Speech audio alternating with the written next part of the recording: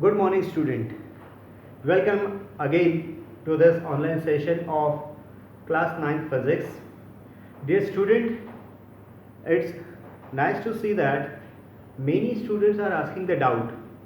यानी काफ़ी students phone करके मुझे डाउट पूछते हैं, कई बार मैसेज करते हैं कि सर ये नहीं समझा. सो इट्स रियली अप्रिशिएटिंग कि बच्चे पढ़ाई कर रहे हैं. नाउ सम स्टूडेंट आस्क कि सर ये जो लास्ट सेशन था वो हमें समझ में नहीं आया.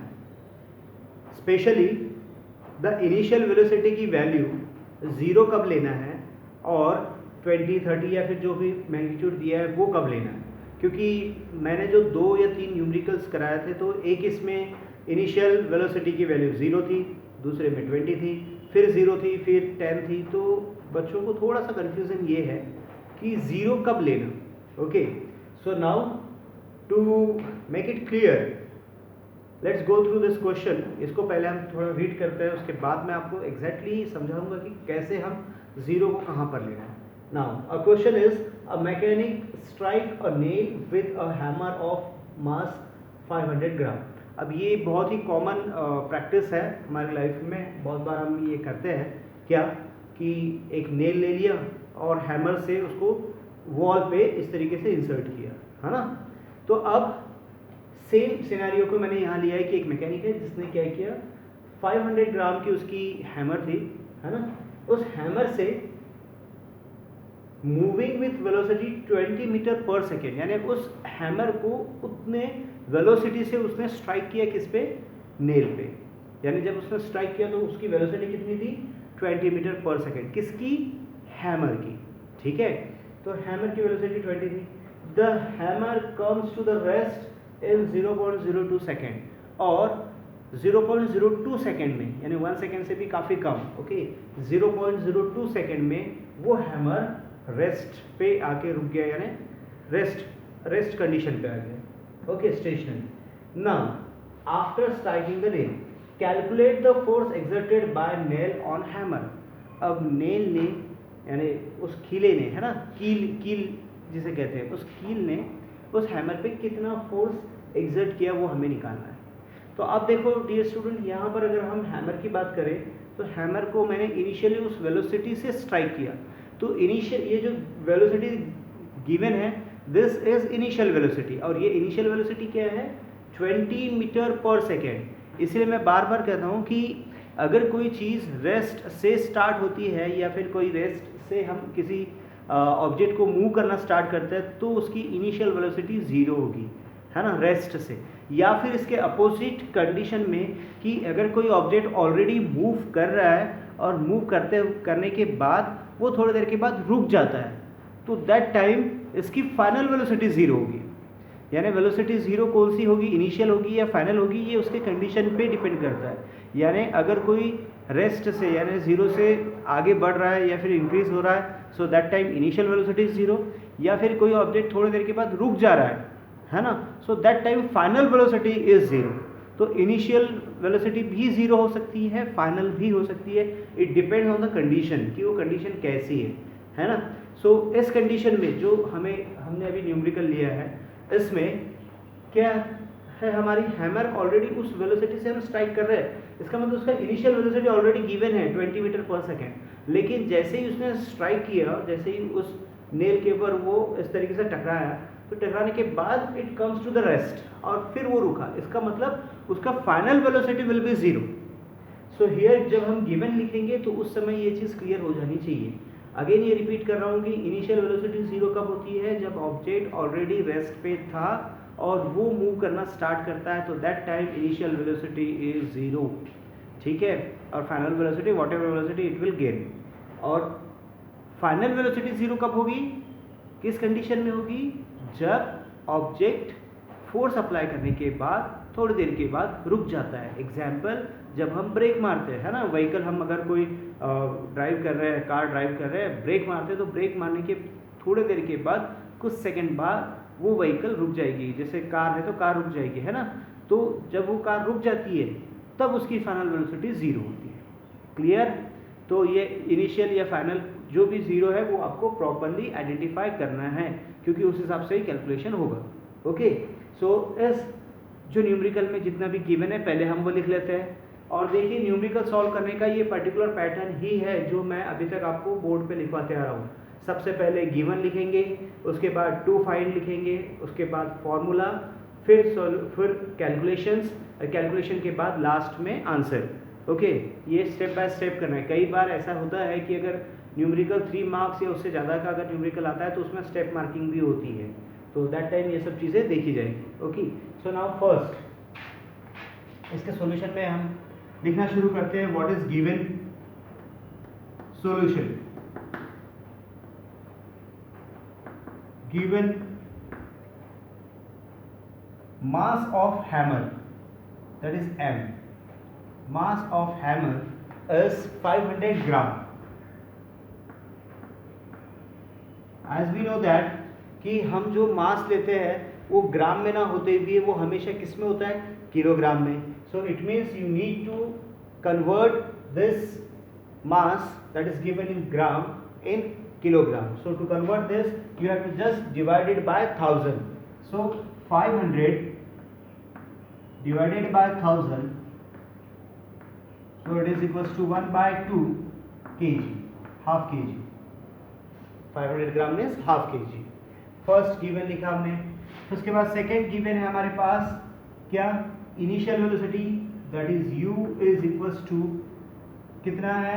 20 मीटर पर सेकेंड। उसके बाद the hammer comes to the rest in 0.02 seconds.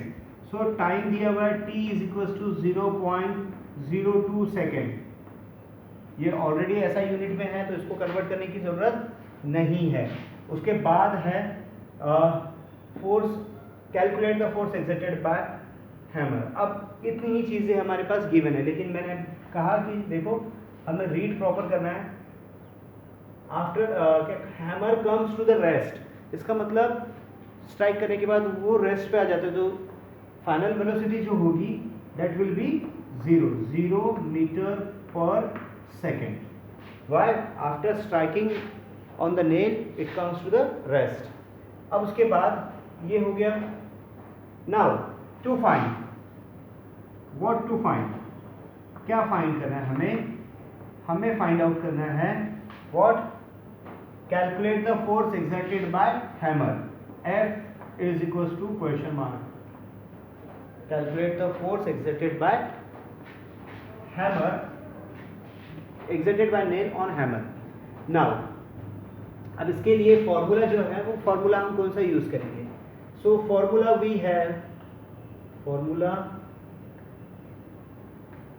F force is equals to mass into acceleration a, but here a जो है a निकालने के लिए हमारे पास फॉर्मूला है a is equals to v minus u upon t, acceleration का formula. तो ये दो फॉर्मूले हम यूज करेंगे और फाइंड आउट करेंगे फोर्स। तो फोर्स का फॉर्मूला क्या है? F is equals to m into a, F is equals to m into a, और एक्सेलरेशन का formula v minus u upon t। Now first a find out करते हैं, उसके बाद एफ निकल जाएगा। So a is equals to v is how much? V is 0 metre per second. So 0 minus u, u कितना है इसमें? U is 20 meter per second upon t, time कितना लगा है हमें? 0.02, so 0.02 second. Okay, so solve it. A is equals to 0 minus 20 is minus 20 upon 0.02. Okay, so divide करना है 20 को 0.02 से। So how you can divide it? Multiply by 100, ऊपर और नीचे 100 से मल्टीप्लाई करते हैं तो A is equals to minus 2000 upon 2। Okay, मैंने क्या किया? दोनों ऊपर और नीचे 100 से मल्टीप्लाई कर दिया, तो इट बिकम कितना हुआ? Minus 1000 meter per second square. This is the value of a. ये ए की वैल्यू आ गई, ये क्या है? ए की value. Now F is equals to m into a. So n कितना है हमारे पास given m 1/2 kg. So 1/2 into -1000. Okay, 1/2 into -1000. So it is -500.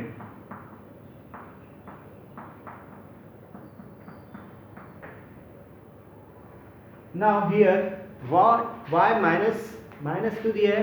Minus sign shows that the force which is exerted it is in opposite direction. Direction उसका negative बताता है. So according to Newton's third law, for every action there is equal and opposite reaction. तो जितना force hammer ने nail पे लगाया है, कितना लगाया है? -500. उतना ही फोर्स नेल हैमर पे लगाएगा according to the Newton's third law of motion. Therefore answer में आएगा the force exerted by nail is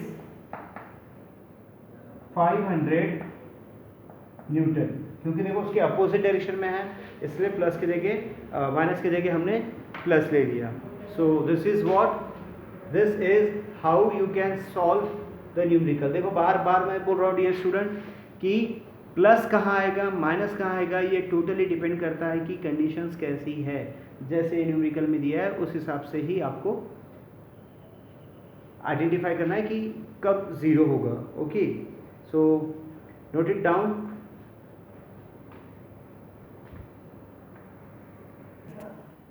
So I hope you have written the solution. Now here is a homework for you, and it is a car is moving with a velocity of 12 meter per second. I think यहाँ तक तो न समझने वाली कोई बात है ही नहीं. एक कार है जो इस वेलोसिटी से मूव कर रही है 12 metre per second. Move already कर रही है, इसका मतलब ये कौन सी वेलोसिटी होनी चाहिए उसकी? Yes, initial velocity. On applying brakes it comes to the rest.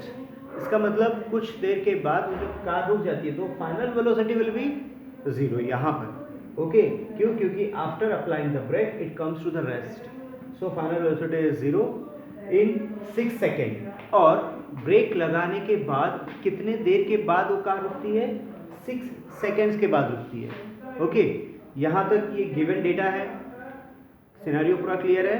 Car move कर रही थी ऑलरेडी एक वेलोसिटी के साथ, ब्रेक अप्लाई किया, कुछ सेकंड्स के बाद 6 सेकंड के बाद वो कार रुक गई. Final velocity is zero. Now you have to calculate what the first one, acceleration. यानी ये जो एक्सेलरेशन आया, चेंज इन द वेलोसिटी आया. पहले वेलोसिटी कुछ और थी और ब्रेक लगाने के बाद कुछ और वेलोसिटी हुई. तो ये जो एक्सेलरेशन है, ये एक्सेलरेशन कितना आया? And second thing, distance covered in this period. यानी आपको ये बताना है कि ब्रेक लगाने के कितने डिस्टेंस के बाद कार जाके रुकी. यानी वो 10 मीटर 20 मीटर कितनी, वो आपको फाइंड आउट करना है. Distance covered in this period. तो इसमें आपको न्यूटन्स इक्वेशन ऑफ मोशन, जो 3 इक्वेशंस थे, v is equals to u plus at, s is equals to ut plus half at square, and third v square is equals to u square plus 2as. ये जो 3 equations of motion है, ये 3 equation of motion में से किसी फॉर्मूले का use आपको करना है. अब ये फॉर्मूला कौन सा होगा ये आपको आइडेंटिफाई करना है कि फर्स्ट इक्वेशन हम यूज़ करें, सेकंड इक्वेशन यूज़ करें, थर्ड या फोर्थ. सी डियर स्टूडेंट, मैंने एक चीज़ ऑब्जर्व किया कि very few of you are sending the homework और बाकी लोग होमवर्क कर ही नहीं रहे. तो अगर ऐसे स्टूडेंट होमवर्क नहीं करते तो उनका नाम तो ग्रुप में आएगा ही आएगा. और बाद में फिर अगर फिजिकल क्लासेस शुरू होती है, so will see this. Okay, yes, आप इसको थोड़ी धमकी भी कह सकते हैं, but see this is all for you, है ना. ये जितना भी है ये सब कुछ आपके लिए है कि आपका प्रोग्रेस हो. और अगर आप होमवर्क नहीं करेंगे तो हाउ विल एसेस की आपको कितनी चीज़ समझ में आई नहीं है. Okay, so solve this numerical and send the answer to my number. Okay, so that's all for today. We'll meet in the next video.